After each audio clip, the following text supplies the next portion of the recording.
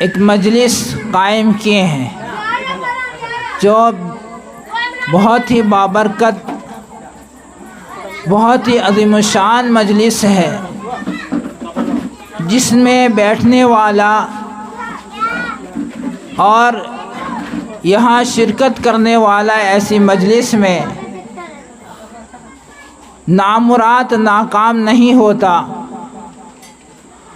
بہت ہی بابرکت اور مغفرت والی مجلس ہے، اور انہوں نے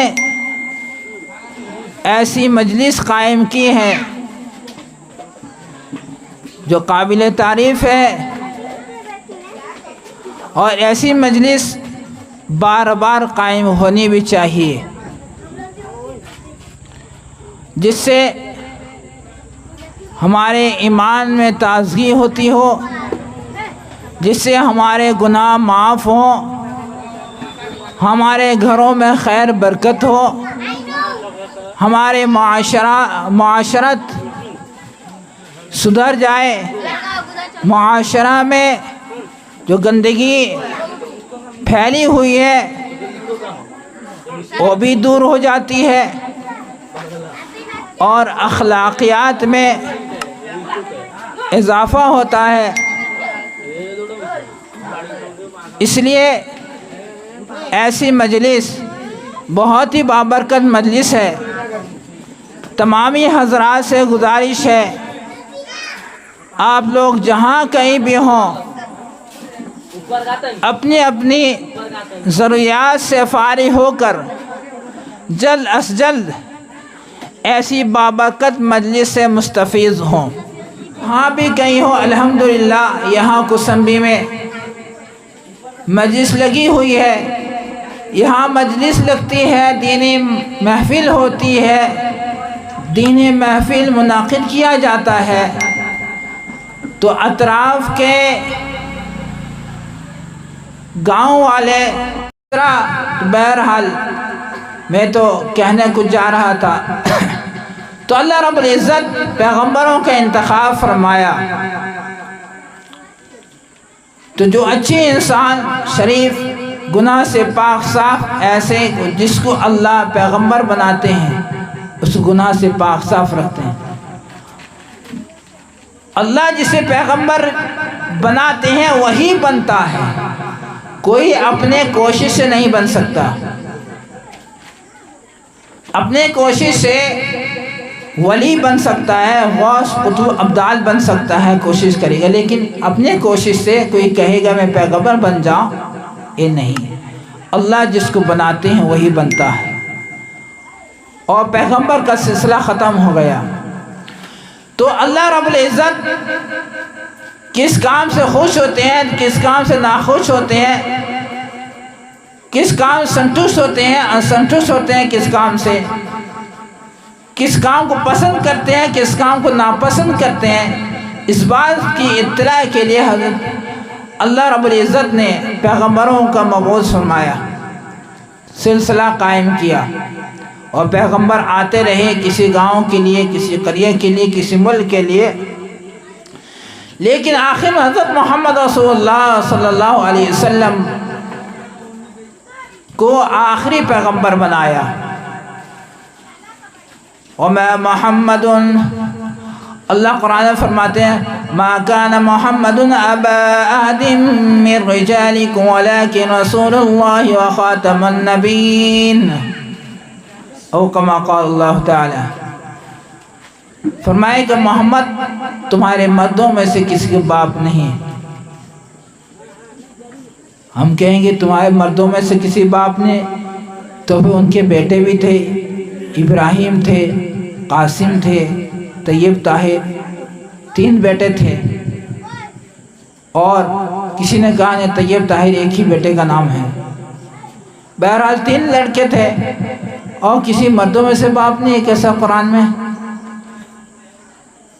مرد بڑوں کو کہا جاتا ہے بالغ، اور چھوٹوں کو بچہ کہا جاتا ہے، اور آپ علیہ السلام نے کہ سارے بچے جو قاسم طیب طاہر نام کے تو بچپن ہی میں انتقال فرما گئے۔ वही चीज़ इनके दिमाग में घुसी नहीं है। मा कान मुहम्मदुन अबा अहदिन मिन रिजालिकुम वलाकिन रसूलल्लाहि व खातमन नबिय्यीन।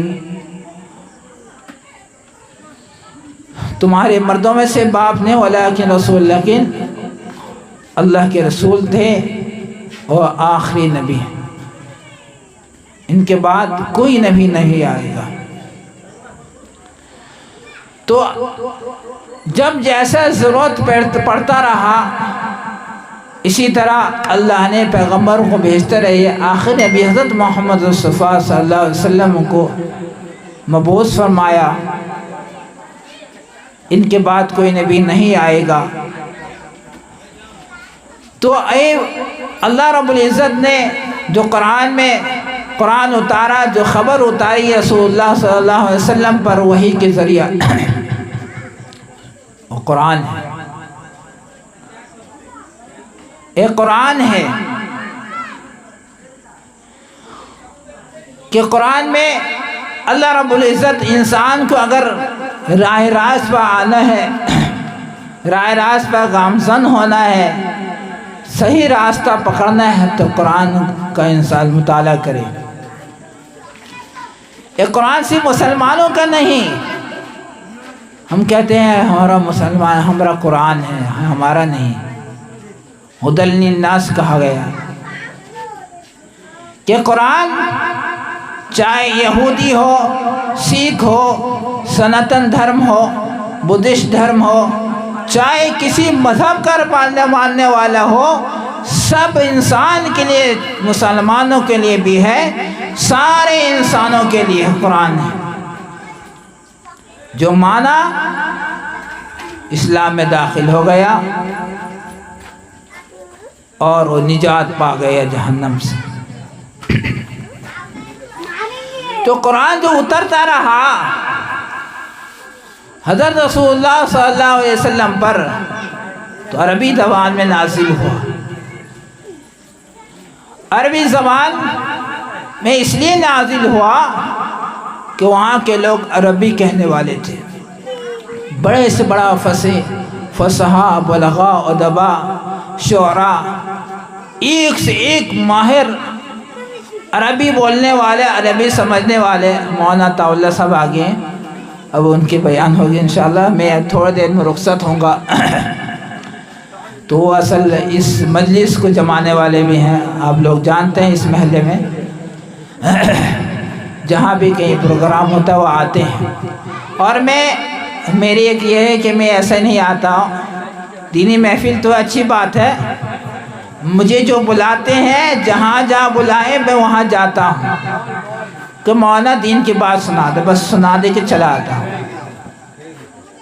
और उलमा के लिए ये बेहतर, मुनासिब और ज़्यादा अफजल ये है कि दीनी महफिलों को गर्म करने के बजाय वहाँ रौनक, महफिल रौनक होने के बजाय अगर किताब के मुताला करें, उनके लिए ज़्यादा बेहतर है। किताब का मुताला, इल्मी इन्हमाक उनके लिए ज़्यादा मौसर है और ज़्यादा फ़ायदेमंद है। बस आए, दीनी महफिल थी, दीन बिन की बात सुना दे चले। अगर वो किताब के मुताला उनके ज़िम्मे है, उनकी किताब का मुताला ज़्यादा अहमियत रखती है, फ़ौक़ियत रखती है दीनी महफिल से। तो मैं कह रहा था, जो जब क्योंकि अल्लाह रब्बुल इज़्ज़त ने कुरान को अरबी ज़बान में उतारा, वहाँ के लोग अरबी बोलते थे, तो इसलिए ताकि समझने में आसानी हो, लोग समझ सकें। मिसाल तौर पर आप लोग यहाँ इंग्लिश में बोलते हैं और आप लोग यहाँ जो उड़िया बोलते हैं, मैं आपके सामने अरबी बोलता हूँ, तो ऐसे एक भैंस के सामने बीन बजाना, क्या बात, क्या बोलते हैं। आप लोग इंग्लिश से वाकिफ़ नहीं, मैं अगर इंग्लिश बोलूँ आप कहें क्या बोल रहा है, समझ में आता नहीं है। ये सब बड़ों का दूसरे काम है, हिंदी से बोलते हैं। तो मैं अगर आपके सामने तेलुगु बोलूँ, کچھ کام نہیں ہاتھ کو بھی سن رہے ہیں۔ اللہ اتنے قابل مطلق ہیں، قادر مطلق ہیں کہ کالی پہاڑ میں کالی چوٹی اور کالی رات میں چلتی ہے، اللہ رب العزت اس سے دیکھتے ہیں اور چلنے کی آہٹ کو بھی سن رہے ہیں۔ اللہ کسی چیز سے عاجز نہیں ہے، اللہ ہر چیز پر قادر ہے۔ اللہ ہم جیسے آنکھ پیر آنکھ کان ناک زبان رکھنے کے محتاج نہیں، اللہ کو ایسی چیز کی ضرورت ہی نہیں ہے۔ اللہ قادر مطلق ہے، اتنی طاقت اللہ کے اندر سپر طاقت ہے کہ اللہ کو آنکھ کی ضرورت نہیں ہے، بغیر آنکھ کے دیکھنے والے ہیں۔ جیسے کہ کالی پہاڑ میں کالی چوٹی کالی رات میں چلتی ہے، اللہ پاک کو دیکھ رہے ہیں، چلنے کے آہٹ کو سن رہے ہیں۔ ہمارا آنکھ کا ہونا ایک عیب ہے، کان کا ہونا ایک عیب ہے، پیر کا ہونا ایک عیب ہے کہ ہم بغیر آنکھ کے دیکھ نہیں پائیں گے، بغیر ہاتھ کے کچھ اٹھا نہیں پائیں گے، بغیر پیر کے ہم چل نہیں پائیں گے۔ لیکن اللہ تعالی ایسی چیز سے پاک ہے، کلمہ پڑھتے ہیں نا سبحان اللہ، اللہ پاک ہے، الحمدللہ، تمام تعریف اللہ کے لیے۔ اللہ پاک کس چیز سے پاک ہے؟ اللہ ہر عیب سے پاک ہے۔ تتفکر فی خلق اللہ ولا تتفکر فی ذات اللہ کما قال رسول اللہ صلی اللہ علیہ وسلم۔ اللہ کے نبی علیہ الصلوۃ فرمائے کہ تم اللہ کے تخلیق کی ہوئی چیزوں پر غور کرو، اللہ کی قدرت پر غور کرو، نہ کہ اللہ کی ذات پر۔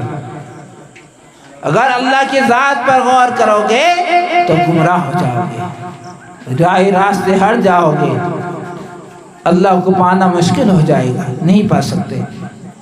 کوئی سوچے گا اللہ کی ذات کتنی بڑی ہے، اللہ کتنے بڑے رہیں گے، اللہ کی آنکھ کتنی بڑی ہوگی، اللہ کے کان کتنے بڑے ہوں گے، پیر کتنے بڑے ہوں گے۔ نہیں، اللہ پاک ایسے ہمارے جیسے جسم جسامت سے پاک ہے کہ آنکھ ہمارا کوئی بند کر دے، پٹی مار دے آنکھ میں، آنکھ کو ڈھانپ لے، ہم نظر نہیں آئے گا، ایک عیب ہے۔ اور پورا اندھیارا کر دے، لائٹ فائٹ بند کر کے، ہم نظر نہیں آئے گا، یہ ہمارے اندر عیب ہے۔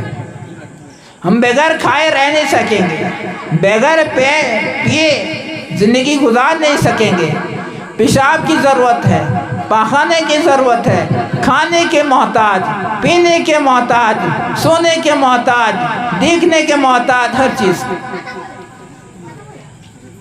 دیکھنے کے ایسے ہی محتاج ہم ہیں کہ بغیر دیکھے ہم کام نہیں چلتا، کہ آنکھ ہمارا خراب ہو گیا، پریشان ہوتے ہیں۔ اس طرح ہم دیکھنے کے مطلب اللہ تعالیٰ ایسا محتاج نہیں، اللہ ہر چیز پر قادر ہے، قدرت رکھنے والے ہیں۔ تو کہہ رہا تھا یہ یہود مشرکین مکہ یہ الزام لگائے کہ محمد صلی اللہ علیہ وسلم جو بات بول رہا ہے اللہ کی طرف سے منسوب کر کے جھوٹ بات بول رہا ہے، غلط بات بول رہا ہے۔ اللہ تعالیٰ سب دیکھ رہے ہیں، سن رہے تھے، فوراً چیلنج مار دی، ایسی چیلنج جو قیامت تک کے لیے ہے۔ آج تک اس چیلنج پر کوئی اتر سکا نہیں، نہ اتر سکے گا، نہیں، آج بھی موجود ہے اور قیامت تک کے لیے رہے گا۔ إن كنتم في ريب مما نزلنا على عبدنا فأتوا بسورة من مثله وادعوا شهداء إن كنتم صادقين۔ اللہ رب العزت فرما رہے ہیں تم کو ان کنتم فی ریب مما نزلنا علی عبدنا، جو ہم نے اتاری ہے اپنے بندے حضرت محمد صلی اللہ علیہ وسلم پر، شک ہے، شبہ ہے، ڈاؤٹ ہے، تو تم بھی تو عربی جاننے والے ہو، تم بھی فصحا بلغا ادبا، تمہارے بہت ہیں پرانے سے پرانے عربی کے ماہر، وہ بھی موجود ہے. جو ہم نے اتارا تمہیں شبہ ہے تو تم بھی اس جیسی صورت پیش کر کے دکھا دو. ایک جیسی صورت تو چھوٹی سی صورت ہے، ان آیتین کا بقدر سورہ کوثر کے بقدر ہو، یا اس جیسی ایک آیت ہی پیش کر کے دکھا دو. آج تک کوئی پیش نہیں کر سکا. مما نزلنا علی عبدنا فأتوا بسورۃ من مثلہ وادعوا شہداء. اور تم جس کا پوجا کر رہے ہو، جس کو معبود بنا کر رکھے ہو، جس کو خدا سمجھتے ہو، پوری دھرتی والے سب کو بلا لاؤ اور اس قرآن کے برابر، اس قرآن کی ایک سورہ کے برابر، ایک چھوٹی سی سورہ کے برابر پیش کر کے دکھا دو، بنا کے دکھا دو. اس طرح آج تک کوئی ایسی سورہ پیش نہیں کر سکا. ایک صاحب نے کوشش کیا، بنایا الفیل والفیل وما ادراک ما الفیل. اگے ہاتھی رے ہاتھی، کیسا ہاتھی، کیسا ڈل ڈول، تیرا ہاتھ، تیرا پیر کیسا ہے، تیرا آنکھ کیسا ہے، سونٹ کتنا بڑا ہے. ارے ہے انہی کے لوگ اس کو چپل سے مارے، جوتے میں سینک دیے. یہ ہمارے ساتھ مذاق اڑا رہا ہے. چیلنج یہاں پر ہے، ہم کا ہاتھی کو نہیں جانتے ہیں. ہاتھی تو کتنا بڑا ہے، کیا نہیں، سب کو واقف ہے، ہمیں کچھ نہیں بات لا. تو اس طرح آج تک قرآن رہتی دنیا تک کے لیے چیلنج ہے، اور اس کا ذمہ دار اللہ رب العزت، اللہ نے خود ذمہ لیا ہے، خود اس کا ذمہ لیا ہے قرآن کی. اللہ اس کا نگراں کرنے والا ہے، حفاظت کرنے والا ہے. آج تک کوئی ذرہ برابر اس میں جو ہے رد و بدل نہیں ہے. ایسی قرآن کا پڑھنا باعث مغفرت ہے، ثواب ہے، گناہ معاف ہوتے ہیں، دل کا زنگ دور ہوتا ہے، اللہ کے محبت میں ترقی ہوتی ہے. قرآن باعث برکت ہے، رہتی دنیا کے لیے ہدایت ہے. اس لیے ہر انسان کو قرآن کی تلاوت کرنی چاہیے. اللہ رب العزت سب سے بڑے ہیں، اللہ کا مقام مرتبہ سب سے بڑی ہے. قرآن کا مقام مرتبہ، قرآن کا مقام مرتبہ بھی ویسی ہے، سب سے بڑی، ویسی اونچی ہے. سب سے پہلے قرآن کی تلاوت. ہم گھر میں جب نماز پڑھ چکے ہیں، صبح فرض نماز، تو پہلے ہم قرآن کی تلاوت کریں. تہجد موٹے تو قرآن کی تلاوت کریں، جو وقت ملے قرآن کی تلاوت کریں. اس سے سکون ملتی ہے، گناہ معاف ہوتے ہیں، ہدایت ملتی ہے، اس کے ذریعے سے نور ملتا ہے. اس لیے قرآن اپنے بچوں کو بھی تعلیم دیں کہ وہ بھی قرآن سے اچھے ماہر، قرآن کے جو ماہر ہیں ان کے پاس بھیج کے بچوں کو قرآن کی تعلیم دلائیں. عام طور پر یہ دیکھا جاتا ہے، ٹیوشن تو دیکھیں گے، ٹیوشن ہوں گے، اسکول پڑھیں گے، ٹیوشن پڑھیں گے کہ اچھے سے اچھا ماسٹر ہونا چاہیے. کوالیفیکیشن کیا ہے، ایفیکیشن کیا ہے، کتنا پڑھے ہیں، پڑھانے ماہر یا ہے یا نہیں، تجربہ اس کے پاس ہے کہ نہیں، کتنے پڑھنے والے بچے اس کے پاس سکسیس ہوتے ہیں. سب چیز کو دیکھ کر اس کے بعد اس کو وہاں بیٹھاتے ہیں. یہ اللہ رب العزت کی قرآن کے اتنی گھٹیاں ہمارے پاس، کوئی عزت کوئی وقات نہیں ہے. ہم جہاں جس کے پاس جائیں گے اسی کو لو. ایک بچے کو پوچھا قرآن کس کے پاس پڑھتے ہیں، دیدی کا نہ ہوتا ہے، دیدی پڑھاتی ہیں. ارے توبہ توبہ، اے دیدی کون ہے، نہ فلاں، نہ قرآن پڑھنے کا ٹھیک ہے. اور ایسی استاد کا بھی انتخاب ضروری ہے. صرف قرآن پر پڑھنا منحصر نہیں، بلکہ استاد بھی دیندار ہو، اس کے اندر دینداریت ہونی چاہیے. وہ خود نماز نہ پڑھتا ہو، خود سنت شریعت کا پابند نہ ہو، خود جو ہے اپنا جو ہے گناہ معصیت میں ہو، بچوں پر براہ راست اپنے شاگردوں پر استاد کا اثر پڑتا ہے، بغیر نصیحت کے بھی استاد کا طریقہ کو فالو کرتے ہیں، مزاج بنتا ہے چھوٹے بن سے۔ یوں بھی دیکھیں وہ باپ پڑتا ہے یا نہیں،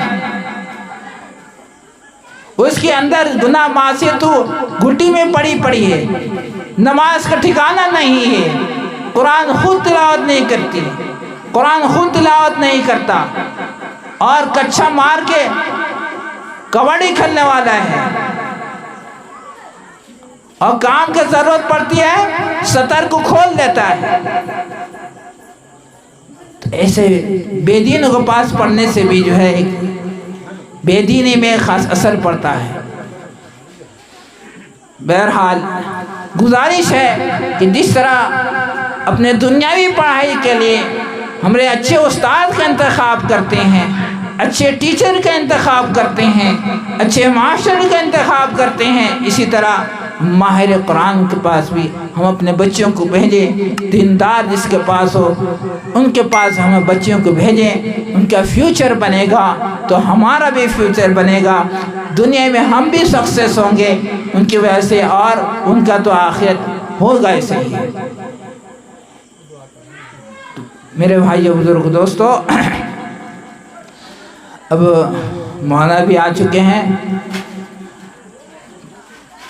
قرآن کی تلاوت سے آغاز محفل کا اس نور سے پا جائے منزل مقصود کا۔